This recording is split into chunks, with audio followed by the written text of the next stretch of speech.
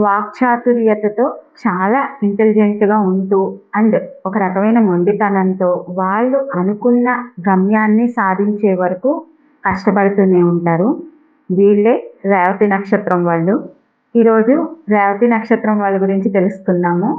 ఈ నక్షత్రం యొక్క 4 పాదాలు కూడాను మీన రాశిలోనే ఉంటాయి. రేవతి నక్షత్రాన్ని రూలింగ్ చేసేదొచ్చేసి బుధుడు. ఫైనాన్షియల్ అడ్వైజర్స్‌గా ఉంటారు. లా ఫీల్డ్స్‌లో ఉంటారు. కొంతమంది కామెడీ చేస్తారు. స్టాండప్ కామెడీ చేయడం వాళ్ళకి చాలా బాగా వస్తుందనమాట. అండ్ కమెడియన్స్ కూడా ఉంటారు. వీళ్ళ ఇమాజినేషను అండ్ కాన్సంట్రేషన్ కూడా చాలా బావుంటుంది. అండ్ రాజకీయాల్లో కూడా సక్సెస్ అవుతారు.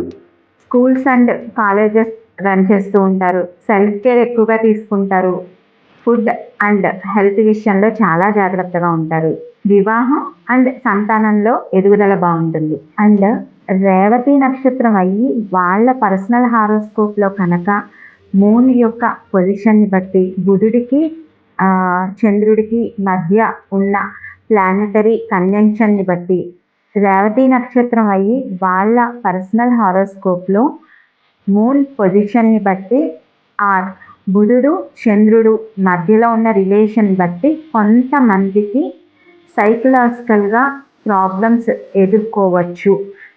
అంటే లైక్ నిద్ర పట్టకపోవడము ఇట్లాంటివి ఉండొచ్చు. మెంటల్ డిజార్డర్స్ లాంటివి ఉండే అవకాశం ఉంది.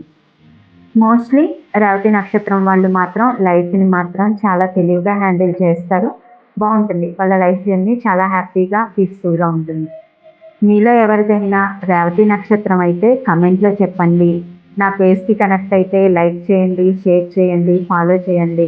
మీ పర్సనల్ హారోస్కోప్ గైడెన్స్ కావాలి అని అంటే పేజ్ మీద ఉన్న నా నెంబర్‌కి కాల్ ఆర్ డీఎం చేయండి.